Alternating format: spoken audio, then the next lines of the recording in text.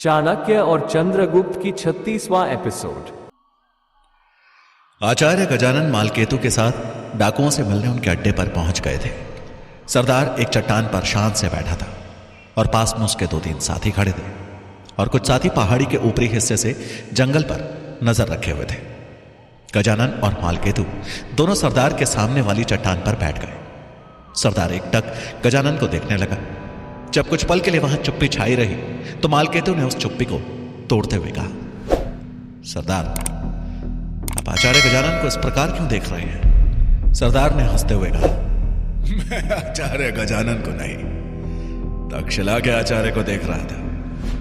मुझे कभी मौका नहीं मिला ना किसी आचार्य से भेंट करने का, कभी ज्ञान प्राप्त किया ही नहीं। क्या सभी आचार्य ऐसे ही होते हैं?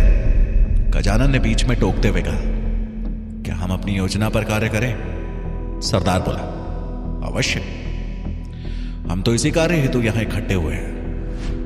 परंतु क्या मैं एक प्रश्न पूछ सकता हूं?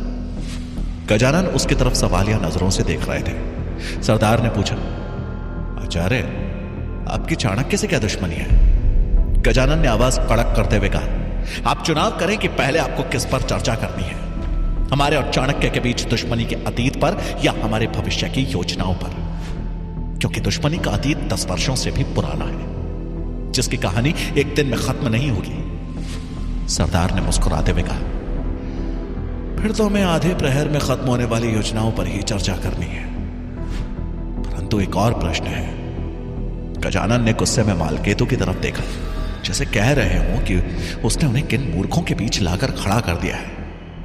लेकिन सरदार को कहां किसी की नाराजगी से फर्क पड़ता था। उसने आचार्य की तरफ देखते हुए कहा, कहीं आप अपने लक्ष्य को साधने के लिए हमारा लाभ तो नहीं उठा रहे? उसकी बात सुनकर गजानन हंस पड़े और थोड़ा तंज कसते हुए बोले,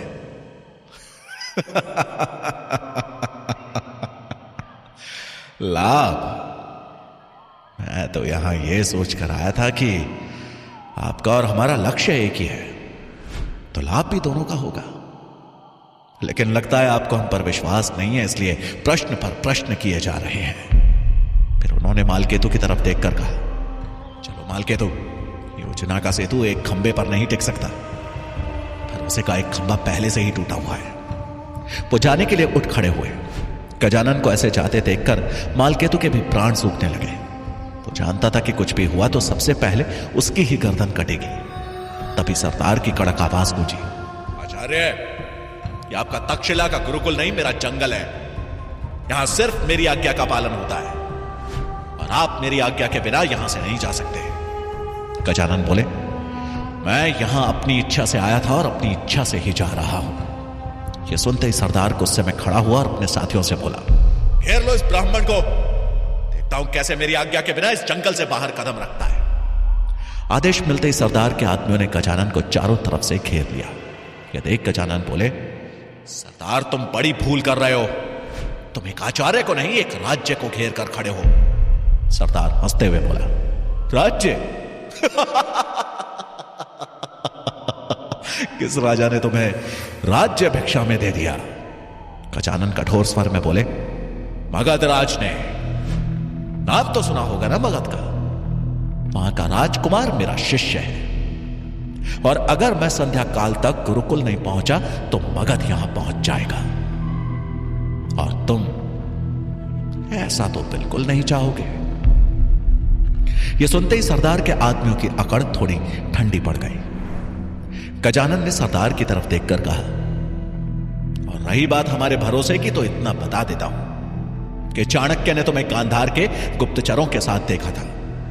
तुम्हें तो ज्ञात ही होगा कि गांधार एक ऐसा प्रदेश है जिसने सिकंदर के सामने घुटने टेक दिए। सरदार ने हैरान होकर कहा, चाणक्य का गांधार के गुप्तचरों के साथ क्या संबंध? गजानन बोले, चाणक्य का उनसे सीधे कोई संबंध नहीं है, किंतु उस देश का उससे संबंध है।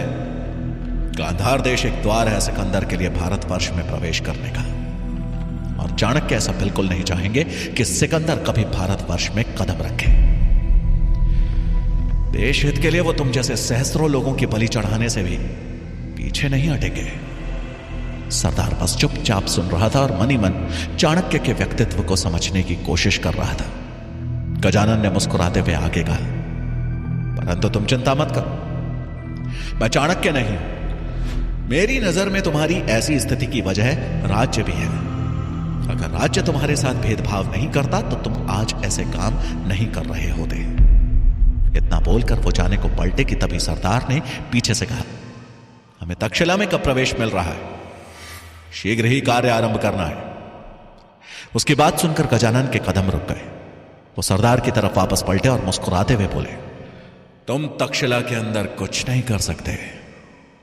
वहां अगर उपद्रव हुआ तो सिर्फ मगध ही नहीं बल्कि पूरे भारतवर्ष का एक एक राज्य तुम्हारा शत्रु बन जाएगा, क्योंकि तक्षशिला में सभी राज्यों के राजकुमार शिक्षा ग्रहण करते हैं। सरदार आश्चर्यपूर्वक बोला, फिर हम अपनी योजना पूरी कैसे करेंगे? गजानन ने भरोसा दिलाते हुए कहा, हमारी योजना अवश्य पूरी होगी, लेकिन तक्षशिला में नहीं बल्कि तक्षशिला से बाहर। और कहां, इसकी सूचना मैं मालकेतु द्वारा तुम तक भिजवा दूंगा। सरदार सहमत होते हुए बोला, ठीक है, आप जैसा कहें, हम आपका साथ देने के लिए तैयार हैं। गजानन के चेहरे पर एक कुटिल मुस्कान आ गई। उन लोगों ने अपनी योजना के दूसरे चरण में प्रवेश कर लिया था। इधर तक्षशिला में राजहंस अस्तबल से भागकर आचार्य चाणक्य के पास पहुंचा। उसने आचार्य को बता दिया कि आचार्य गजानन सवेरे ही मालकेतु के साथ तक्षशिला से निकल गए हैं। चाणक्य ने पूछा, कहां गए हैं? उनकी कोई सूचना? राजहंस सर झुकाकर बोला, नहीं आचार्य। आचार्य के लिए यह घबराने वाली बात थी। चतुरंग के खेल में अगर सामने वाले की अगली चाल का अंदाजा ना हो तो सीधे राजा पर खतरा बना रहता है। वही हाल अभी चाणक्य का था, परंतु उन्हें विश्वास था कि उनकी संभावित चालों में से कोई एक चाल ही होगी आचार्य गजानन की। बस वो उनकी चाल चलने की प्रतीक्षा में थे। उन्हें राजहंस को वहां से जाने को कहा और खुद कक्ष से बाहर निकल गए।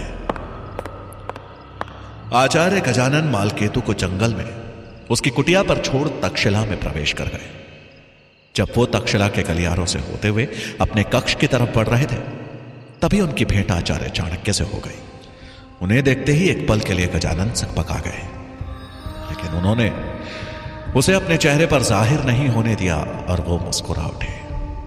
वहीं चाणक्य के चेहरे पर चिंता की लकीरें साफ दिखाई दे रही थी। गजानन ने उनकी परिस्थिति भांपते हुए मुस्कुराकर कहा, आपके चेहरे पर चिंता क्यों है आचार्य चाणक्य? क्या किसी कठिनाई में फंसे हैं? चाणक्य ने उनकी मंशा भांपते हुए कहा, चिंता हमेशा कठिनाई की द्योतक नहीं होती आचार्य, बल्कि दुविधा में फंसे लोगों के चेहरे पर भी चिंता होती है। गजानन थोड़े हैरानी से बोले, दुविधा? कैसी दुविधा आचार्य? चाणक्य चिंतित स्वर में बोले, संबंधियों को रणअग्नि में चलते देखने की दुविधा। गजानन बोले, मैं कुछ समझा नहीं आचार्य। चाणक्य बोले, आप तो जानते हैं आचार्य कि जब बात देश हित की आती है तो मैं अपनों को भी इसमें झोंक देने से नहीं हिचकता। मेरे लिए यह देश एक रणक्षेत्र के समान है और मेरे सामने दुविधा यह है कि मेरे कुछ अपनों ने देश हित के विरुद्ध कार्य करना शुरू कर दिया है। वो क्यों नहीं समझते कि देश से बड़ा कोई हित नहीं? गजानन समझ गए कि वो उनके बारे में ही बात कर रहे हैं। वो बोले, आचार्य फिर इसमें दुविधा कैसी?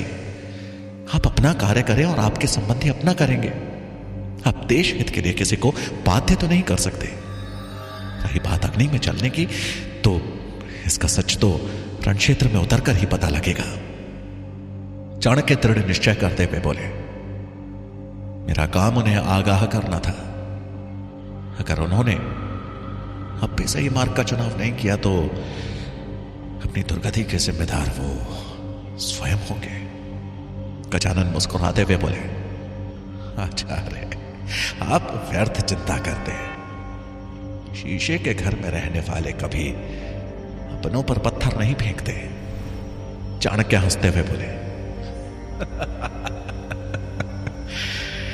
विनाश की सबसे बड़ी वजह गलत फहमी ही होती है। इतना बोल चाणक्य वहां से जाने के लिए मुड़े और आचार्य गजानन भी दूसरी ओर मुड़ गए। अचानक चाणक्य को कुछ आभास हुआ और उन्होंने पीछे मुड़कर देखा। उनका ध्यान गजानन के पैरों पर गया। गजानन अपनी चाल में मस्त हो चले जा रहे थे।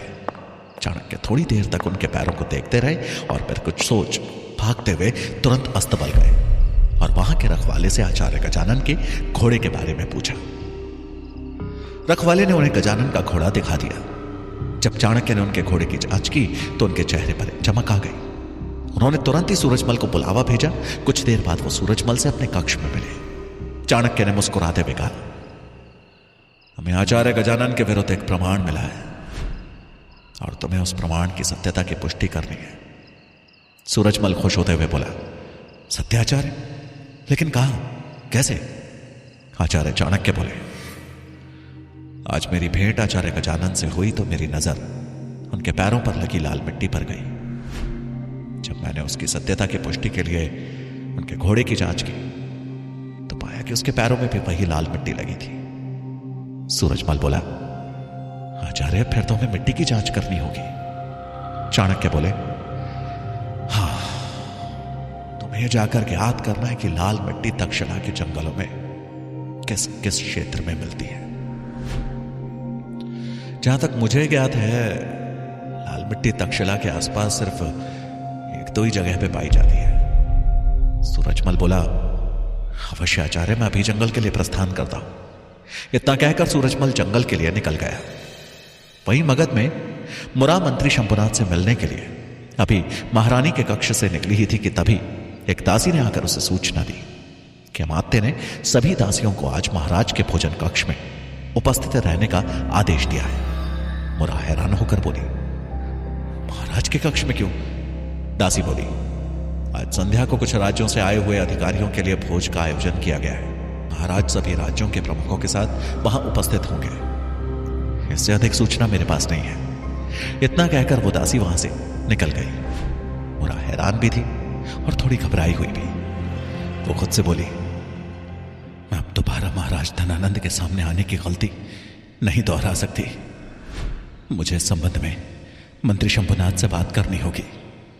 मुरा वहां से निकल शंभुनाथ को खोजने खाद्य गृह में गई, जहां एक सेवक से उसे पता चला कि शंभुनाथ जी तो आज निरीक्षण के लिए आए ही नहीं। यह सुनकर मुरा और भी चिंतित हो गई।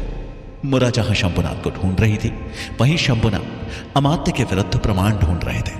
प्रमाण की खोज में वो मगध की गलियों में घूम रहे थे। घूमते हुए वो एक सुनसान मैदान की तरफ बढ़े। मैदान के एक किनारे पर कुछ झाड़ियां उगी थी।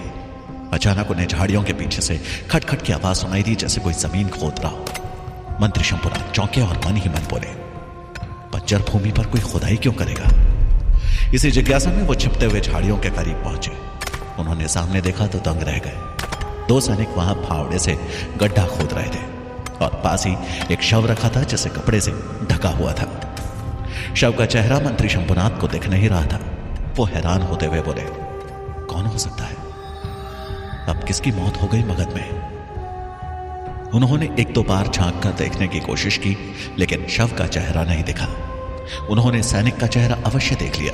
उन्हें यह पहचानते देर नहीं लगी। यह सैनिक सेनापति भुजंग के विश्वस्त सैनिक है, जो गुप्त रूप से कार्य करते हैं। उन्होंने खुद से ही कहा, सेनापति भुजंग के सैनिकों का यहां होने का अर्थ है अवश्य ही यह अमात्य के हाथों कत्ल किया हुआ शव है। अब तो देखना ही होगा कि यह किसका शव है। वो झाड़ियों से निकलकर सैनिकों के पास पहुंचे और कड़क आवाज में पूछा, किसके शव को दफनाने की तैयारी चल रही है? सैनिकों की नजर जैसे ही मंत्री शंभुनाथ पर पड़ी, वो घबरा गए। उन्हें अपनी जान बचाने का कोई रास्ता नहीं सूझा तो उन्होंने शंभुनाथ पर हमला कर दिया। शंभुनाथ निहत्थे थे। तलवार के पिछले हिस्से से चोट लगने पर वो नीचे गिर पड़े। उस सैनिक ने उन्हें मारने के लिए दूसरा वार किया ही था कि तभी एक नौजवान वहां आया और उसने अपनी तलवार के वार से उस सैनिक के वार को विफल कर दिया। तीनों में कुछ समय के लिए लड़ाई शुरू हो गई। इस बीच उस नौजवान ने एक सैनिक के पेट पे लात मारी और वो सैनिक उस शव के ऊपर गिर पड़ा, जिस कारण उस शव से कपड़ा हट गया। शंभुनाथ ने देखा कि यह शव उसी गुप्तचर का है जिसे अमात्य ने उनके पीछे लगाया था। वहीं उस कटे सर वाले शव को देखकर उस नौजवान की आंखों में खून उतर आया। वो गुस्से में उस शव को देख रहा था कि तभी दूसरा सैनिक तलवार लेकर उस पर वार करने के लिए आगे बढ़ा, लेकिन वो नौजवान चौकन्ना था और इससे पहले कि वो सैनिक उस पर वार करता, उस नौजवान ने अपनी जगह बदल तलवार घुमाई और अगले ही पल वार कर रहे सैनिक का सर जमीन पर था। ये देख शंभुनाथ और दूसरा सैनिक हैरान रह गए। वो दूसरा सैनिक वहां से भागने को हुआ, लेकिन एक बार फिर उस नौजवान ने अपनी तलवार घुमाते हुए उसकी ओर फेंकी। अगले ही पल उसकी तलवार उस दूसरे सैनिक की छाती के आर पार हो गई। उसके मरते ही वो नौजवान शव के पास गया और बदहवासी हालत में वहीं गिर पड़ा। शंभुनाथ ने उसकी ऐसी हालत देखकर कहा, तुम कौन हो? नौजवान की आंखों में आंसू थे। वो शव की ओर इशारा करते हुए बोला, मैं इनका पुत्र हूं। यह सुनकर शंभुनाथ के आश्चर्य का ठिकाना नहीं रहा। वो मन ही मन बोले, ये तो अमात्य के लिए काम करता था, फिर अमात्य ने इसको क्यों मार दिया? उन्हें कुछ भी समझ नहीं आया। वहीं वो नौजवान घुटनों के बल जमीन पर बैठ गया और अपने पिता के शव को देख रोते हुए बोला, पिताजी एक आप ही तो थे, आपके बिना मैं तो अनाथ हो गया पिताजी। मैं आपकी रक्षा भी ना कर सका, मुझे माफ कर दीजिएगा। उस नौजवान की आंखों में खून और पश्चाताप दोनों एक साथ तैर रहे थे। अपने पिता को मृत देख उसने कहा, जब आप ही नहीं रहे तो इस अनाथ का जीवित रहना भी बेकार है। यह कहकर उसने खंजर निकाला और उससे अपने सीने पे वार कर दिया। क्या मुरा सही समय पे शंभुनाथ तक पहुंच पाएगी? क्या सूरजमल गजानन की योजना पता लगाने में सफल हो पाएगा? क्या शंभुनाथ अमात्य के विरुद्ध प्रमाण ढूंढने में सफल हो पाएंगे? जानने के लिए सुनिए चाणक्य का अगला भाग।